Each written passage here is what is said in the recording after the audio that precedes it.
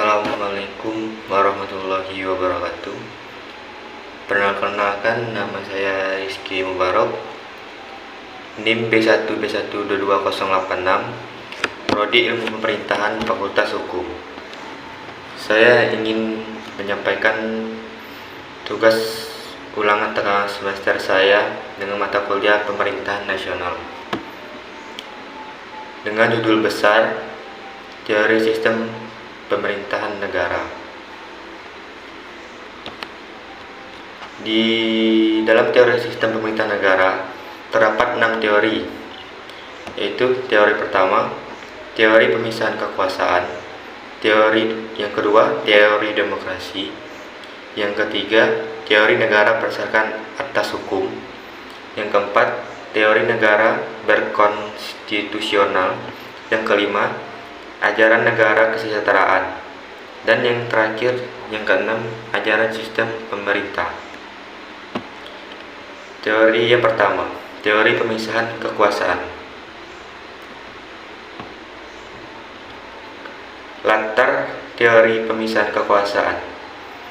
Teori pemisahan kekuasaan lahir di Eropa Barat sebagai reaksi terhadap kekuasaan raja yang absolut, dan di satu pihak tumbuhnya kekuasaan di tangan satu orang, sedangkan di lain pihak agar terdapat jaminan terhadap hak-hak asasi rakyat. Ketika pemerintahan memiliki kekuasaan absolut, maka besar bagi pemerintahan negara untuk sewenang-wenang terhadap pemerintahan negara yang akan berdampak timbulnya ketidakadilan kepada masyarakat.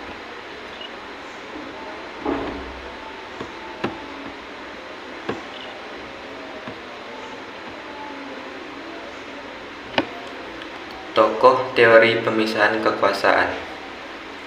Teori pemisahan kekuasaan dikembangkan oleh John Locke dan Montesquieu yang merupakan pemikir besar kebangsaan Inggris dan Prancis.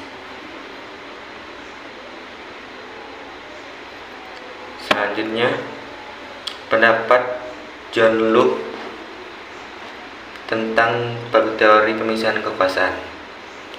Menurut John Locke, kekuasaan itu dibagi dalam 3 kekuasaan, yaitu yang pertama, kekuasaan legislatif, tugasnya untuk membuat peraturan dan undang-undang. Yang kedua, kekuasaan eksekutif, bertugas untuk melaksanakan undang-undang yang ada di dalamnya, termasuk kekuasaan untuk mengadili. Yang ketiga, kekuasaan federatif, tugasnya meliputi segala tindakan untuk menjaga keamanan negara dalam hubungan dengan negara lain, seperti membuat aliansi dan sebagainya. Dalam kurung dewasa ini disebut hubungan luar negeri. Berikutnya, pendapat Montesquieu tentang teori pemisahan kekuasaan. Montesquieu membedakannya dalam 3 bagian, yaitu yang pertama, kekuasaan legislatif, bertugas untuk membuat undang-undang. Yang kedua, kekuasaan eksekutif, bertugas untuk menyelenggarakan undang-undang, tetapi oleh Montesquieu diutamakan tindakan di bidang politik luar negeri. Yang ketiga, kekuasaan yudikatif, bertugas untuk mengadili atas pelanggaran undang-undang.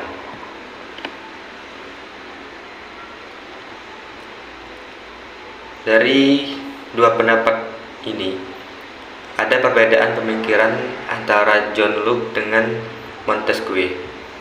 John Locke memasukkan kekuasaan yudikatif ke dalam kekuasaan eksekutif, sementara Montesquieu memandang kekuasaan pengadilan yudikatif itu sebagai kekuasaan yang berdiri sendiri. Tokoh teori pemisahan kekuasaan. Inti dari pemikiran Montesquieu memiliki dasar yang sama dengan pemikiran Locke, yakni untuk menghindari terjadinya pemusatan kekuasaan pemerintahan yang berpotensi besar menghasilkan kesewenangan dalam pemerintahan. Teori yang kedua, teori demokrasi.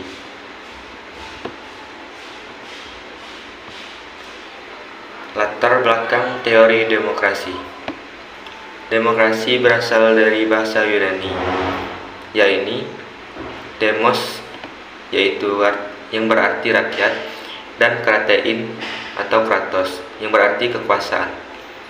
Jadi, demokrasi berarti kekuasaan rakyat, dan antonim dari aristokrati yaitu kekuasaan elit. Kata demokrasi pertama kali muncul pada masa politik dan filsafat Yunani kuno di negara kota Athena, yang dipimpin oleh Cleisthenes.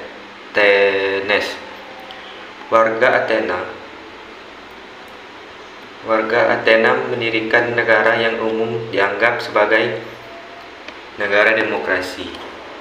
Negara demokrasi pertama pada tahun 507 sampai 508 sebelum Masehi, yang menyebabkan Cleisthenes disebut sebagai Bapak Demokrasi Athena. Paham demokrasi berkembang sejak masa Yunani kuno pada abad ke-5 sebelum Masehi,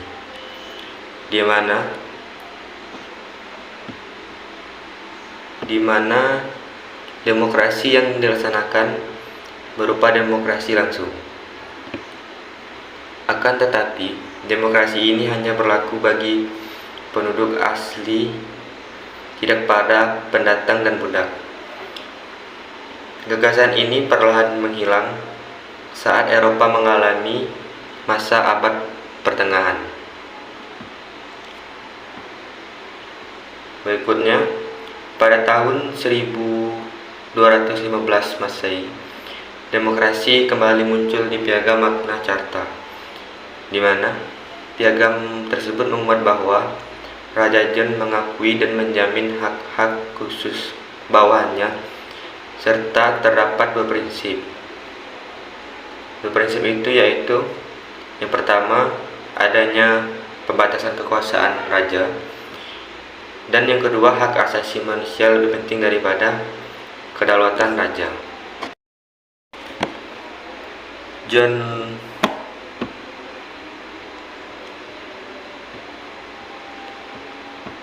Tokoh teori demokrasi. Tokoh teori demokrasi yaitu yang pertama Plato. Plato menyatakan bahwa demokrasi ialah sistem yang menuju kebebasan. Maknanya, masyarakat dapat secara bebas menyatakan pendapatnya masing-masing, yang akan menyebabkan pertentangan dengan hak dan kewajiban orang lain. Jika kebebasan tersebut tanpa batas dan aturan, maka menyebabkan permasalahan dalam negara tersebut. Yang kedua, pendapat dari Rosacque tentang teori demokrasi menyatakan bahwa demokrasi merupakan adanya kekuasaan legislatif dan eksekutif di satu tangan, karena rakyat memerintah secara langsung, baik saat menyusun undang-undang maupun saat melaksanakannya.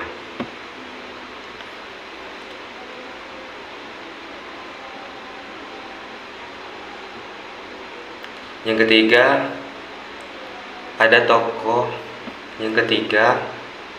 pendapat dari tokoh John Locke menyatakan bahwa demokrasi bukan hanya pemerintahan yang dijalankan oleh rakyat atau perwakilan dari rakyat, yang tugas-tugasnya telah diatur dalam konstitusi yang dibuat oleh pendiri suatu negara, melainkan juga bagaimana sistem pemerintahan tersebut siap untuk melindungi dan mengayomi hak-hak dasar warga negaranya.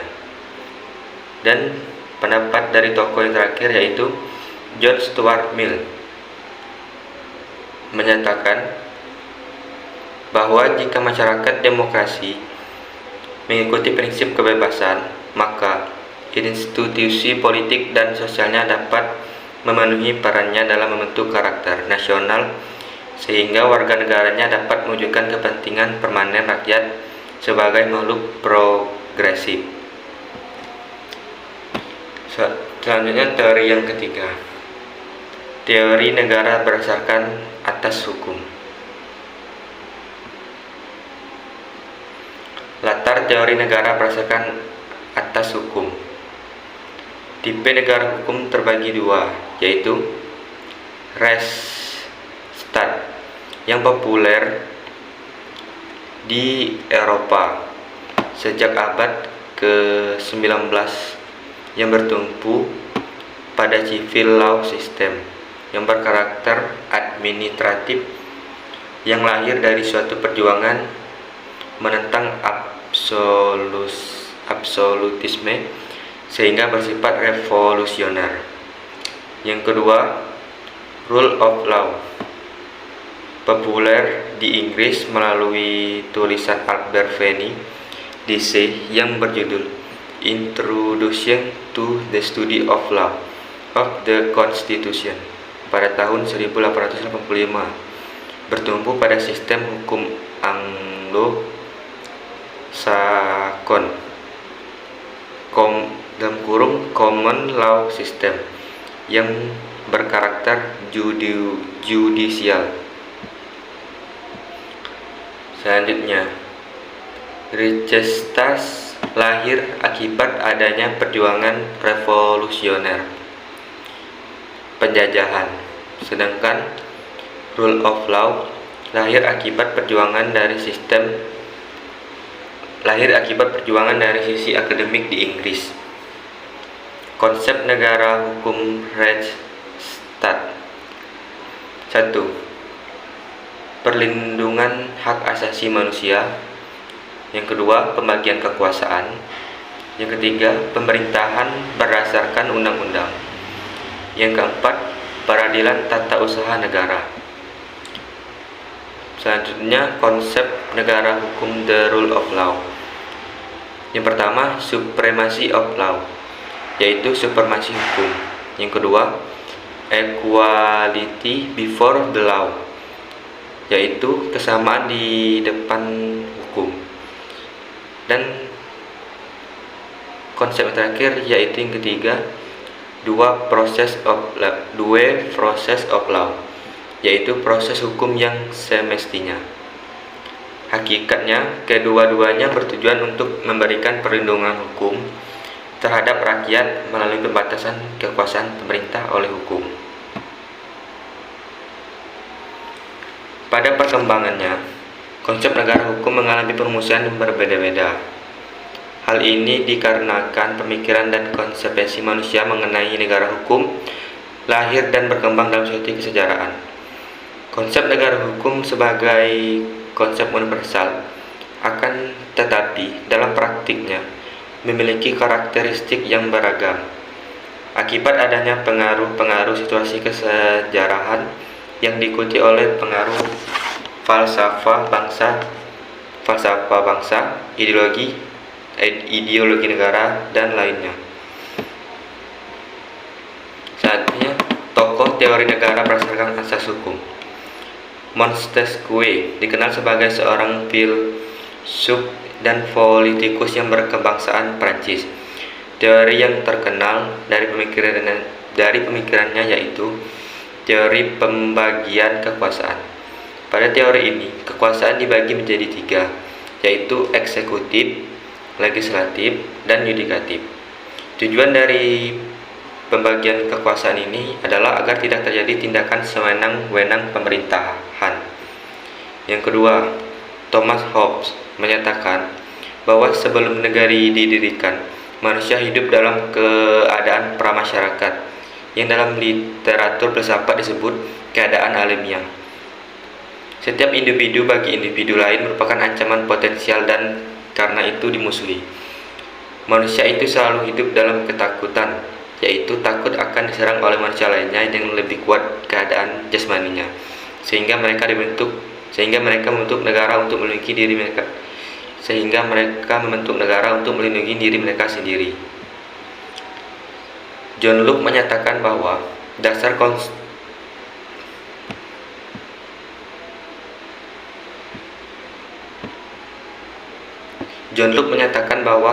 kontraktual dari negara merupakan sebagai peringatan bahwa kekuasaan penguasa tidak pernah mutlak, tetapi selalu terbatas dalam mengadakan perjanjian dengan seorang atau sekelompok orang. Individu tidak menyerahkan seluruh hak-hak alamiah mereka. Ada hak-hak alamiah yang merupakan hak-hak asasi yang tidak dapat dilepaskan juga tidak oleh individu itu sendiri. Dan penguasa yang diserahi tugas mengatur hidup individu dalam ikatan kewarganegaraan harus menghormati hak-hak asasi itu. Menurut Hans Kelsen, hukum merupakan ketentuan sosial yang mengelola perilaku mutual antara manusia, yaitu ketentuan mengenai serangkaian peraturan yang mengelola perilaku terhadap manusia, yaitu norma. Selanjutnya, teori yang keempat, teori negara berkonstitusional. Latar belakang teori negara berkonstitusional. Teori negara konstitusional merupakan kerangka hukum yang berdasarkan pada ide bahwa suatu negara harus diatur dan dibatasi konstitusi. Konstitusi harus dijadikan sumber hukum tertinggi dan harus mengatur kekuasaan dan tanggung jawab dari pemerintah serta hak dan kewajiban negara. Istilah konstitusi berasal pada zaman Yunani, namun masih dalam arti materi, belum diletakkan dalam suatu naskah tertulis, dan istilah tersebut erat dengan ucapan res publica constituere yang kemudian lahir semboyan yang memiliki arti raja berhak menentukan organisasi negara dan satu-satunya pembuat undang-undang. Konstitusi berasal dari bahasa Prancis, yaitu constituer. Artinya, membentuk konstitusi pada mulanya dimaksudkan untuk membentukkan suatu negara atau menyusun dan menjalankan negara. Konstitusi memuat peraturan-peraturan pokok mengenai sendi-sendi pertama untuk menegakkan negara. Yang selanjutnya, konstitusi lahir sebagai suatu tuntutan dan harapan masyarakatnya untuk mencapai suatu keadilan. Dengan didirikannya negara dan konstitusi, masyarakat menyerahkan hak-hak tertentu kepada penyelenggara negara. Namun, tiap anggota masyarakat dalam negara tetap mempertahankan hak-haknya sebagai pribadi. Negara konstitusional bukan sekedar negara formal, tetapi juga memiliki makna normatif. Secara historis, munculnya pemerintahan konstitusional senantiasa berhubungan dengan terbatasnya negara dan kekuasaan pada pengolahnya. Jadi, konstitusi memiliki fungsi untuk mengorganisir kekuasaan agar tidak dapat digunakan secara paksa dan sewenang-wenang. Konstitusi dalam pengertian ini juga biasanya memuat nilai-nilai yang terdapat dalam prinsip klasik pemisahan kekuasaan. Akan tetapi, dalam gagasan konstitusionalisme, konstitusi undang-undang dasar dipandang sebagai suatu lembaga yang mempunyai fungsi khusus, yaitu menentukan dan membatasi kekuasaan di satu pihak dengan melakukan perimbangan kekuasaan antara eksekutif, parlemen, dan yudikatif. Konstitusi dipandang sebagai perwujudan dari hukum tertinggi yang harus dipatuhi oleh negara dan pejabat-pejabat pemerintah sesuai dengan dalil government by laws, no by men. Tokoh teori negara konstitusional James Madison merupakan salah satu tokoh politikus Amerika yang mengembangkan konsep konstitusional dan hak-hak individu. Menurut Madison, setiap hak-hak yang dimiliki setiap individu harus dilindungi oleh konstitusi dan pemerintah, harus diatur oleh aturan hukum yang jelas dan tegas. Tokoh berikutnya itu Montesquieu menyatakan bahwa kekuasaan dalam negara harus dipisahkan agar tidak terjadi sewenang-wenang oleh pejabat pemerintah. Pembagian kekuasaan dibagi menjadi 3 kekuasaan, yaitu legislatif yang membentuk undang-undang, kedua eksekutif yang melaksanakan undang-undang, dan yang ketiga yudikatif, pengadilan yang menegakkan undang-undang. Hans Kelsen salah satu tokoh yang mengembangkan konsep normatif dan hierarki hukum. Menurutnya bahwa konstitusi harus menjadi sumber tertinggi hukum dan hukum harus mengikat untuk semua pihak termasuk pemerintah. John Locke salah satu tokoh dalam pengembangan konsep negara hukum dan konstitusi. Menurutnya bahwa pemerintah harus diatur oleh undang-undang dan prinsip-prinsip konstitusional yang melindungi hak-hak individu. Tokoh yang terakhir yaitu Carl Schmitt, salah satu tokoh yang mengembangkan konsep negara hukum dan kedaulatan negara. Menurutnya bahwa negara hukum harus memiliki kedaulatan untuk dapat melindungi keamanan dan kepentingan nasional, namun juga harus diatur oleh hukum yang jelas dan tegas. Teori yang kelima, ajaran negara kesejahteraan welfare state. Latar belakang ajaran negara kesejahteraan. Konsep negara kesejahteraan mulai pertama kali dimunculkan setelah berakhirnya Perang Dunia Kedua. Konsep ini erat kaitannya dengan kondisi sosial, politik, dan ekonomi masyarakat yang mengalami masa kusam akibat gagalnya sistem politik dan ekonomi kapitalis yang bebas dengan bertumpu pada konsep negara hukum liberal. Membangun negara kesejahteraan menjadi obsesi banyak negara baru, terutama di Asia yang merdeka setelah Perang Dunia Kedua. Menurut Pearson, kata kesejahteraan paling tidak mengandung tiga subklasifikasi. Yang pertama, mengacu pada penerimaan kolektif kesejahteraan. Yang kedua, mengacu kepada jaminan keamanan melalui pasar atau ekonomi formal. Yang ketiga, mengacu pada jaminan pelayanan kesejahteraan sosial melalui agenda negara.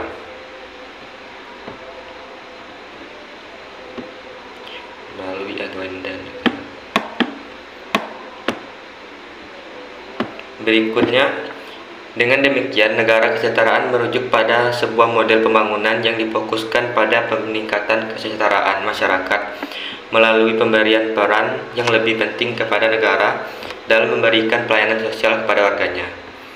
Ideologi welfare state mengajarkan tentang peranan negara yang lebih luas ketimbang sekadar sebagai penjaga malam.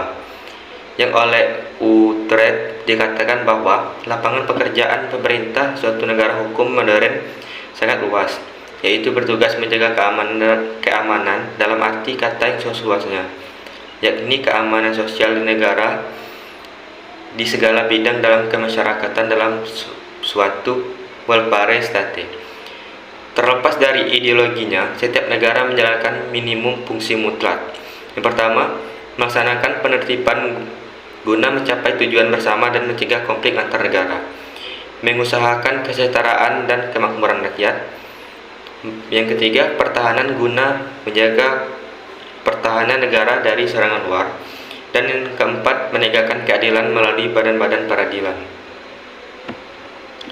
Paling tidak, terdapat 3 model utama tentang negara kesejahteraan. Model liberal atau residual. Yang pertama, dukungan sosial yang terbatas dan lebih berupa jaringan pengaman.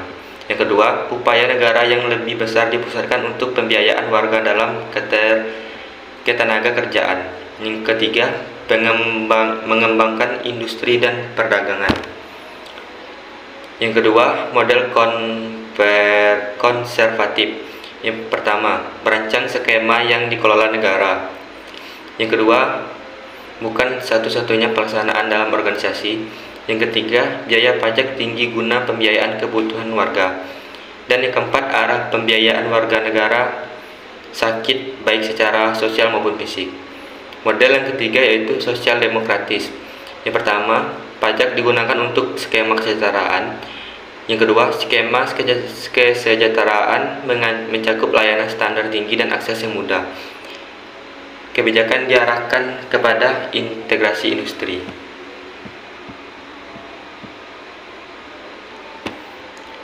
Landasan filosofis politik negara kesejahteraan. Yang pertama, prinsip hak-hak sosial dalam negara demokratis.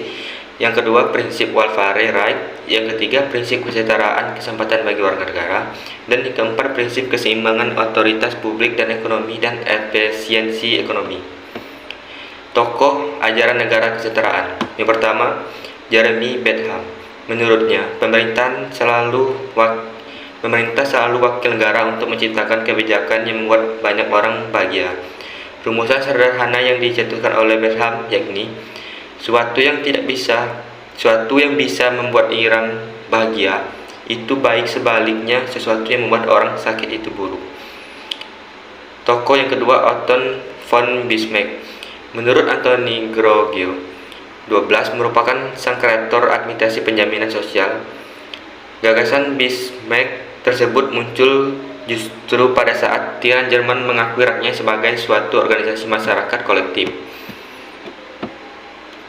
Tokoh yang terakhir yaitu William Beveridge.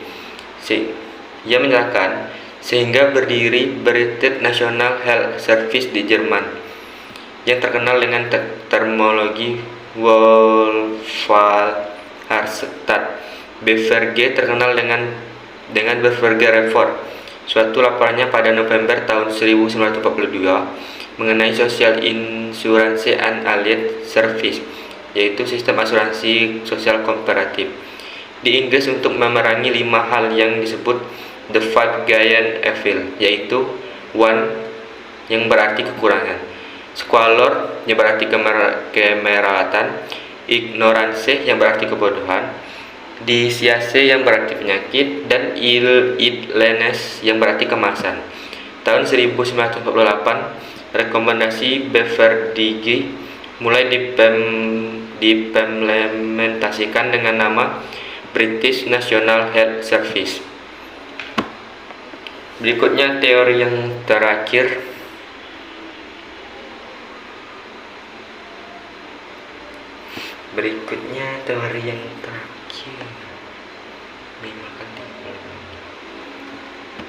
Ini maaf Pak, ini ada sedikit yang salah.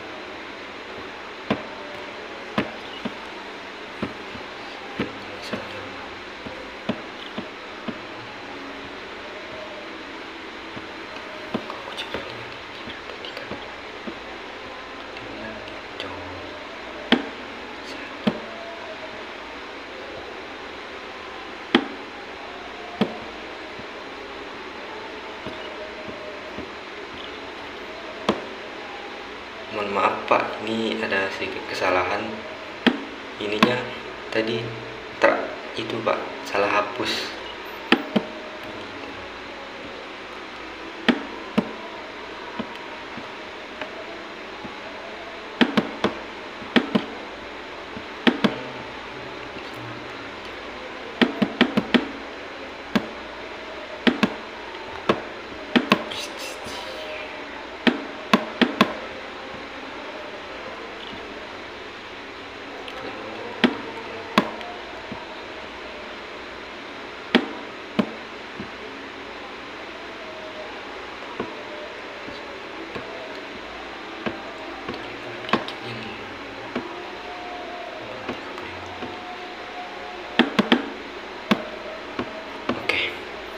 Baiklah, saya lanjutkan untuk teori yang keenam, ajaran sistem pemerintahan.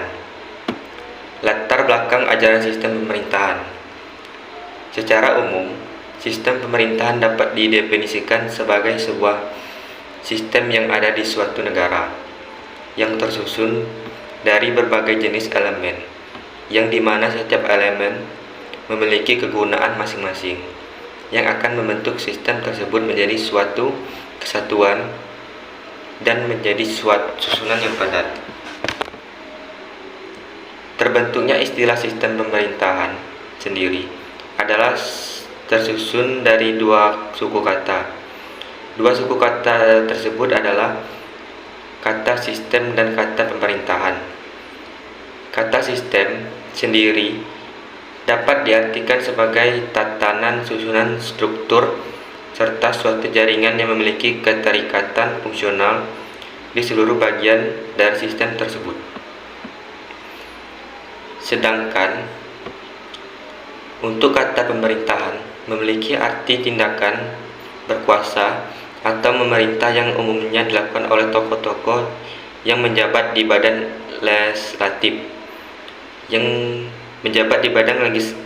legislatif, eksekutif, serta yudikatif.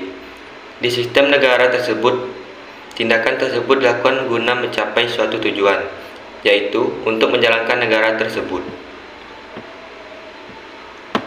Ada beberapa sistem di dalam pemerintahan, yaitu sistem yang pertama, sistem pemerintahan presidensial. Secara singkat, sistem pemerintahan presidensial berasal dari kata presiden. Dapat disimpulkan bahwa semua pemerintahan serta negara diatur dan dikepalai oleh seorang presiden. Sistem yang kedua,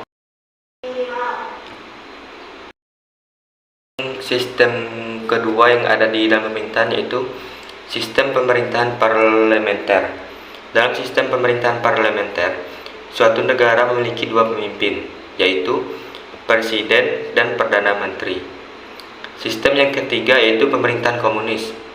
Sistem pemerintahan komunis dipimpin dan berada di bawah kendali partai komunis. Sistem yang keempat yaitu sistem pemerintahan semi presidensial.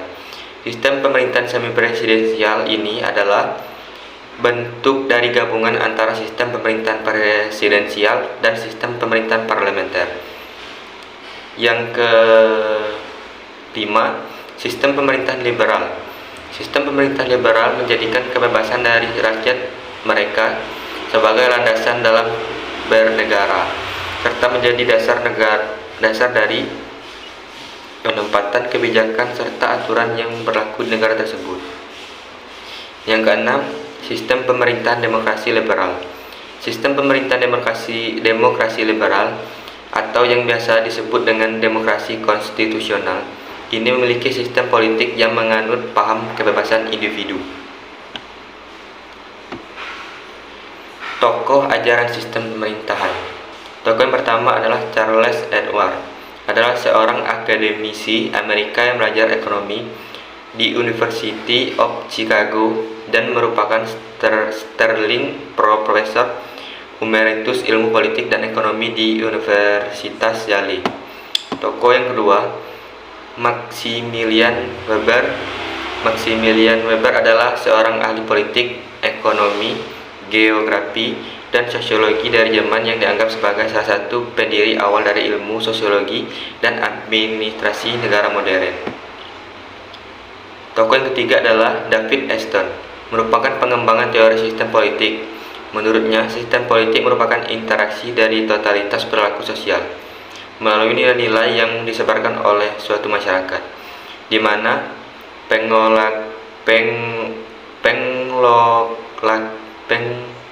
pengolokasian nilai-nilai tersebut bersifat paksaan dan mengikat rakyat secara keseluruhan.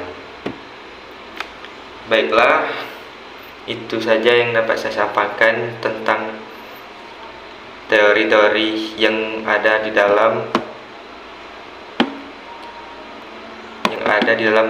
satu negara.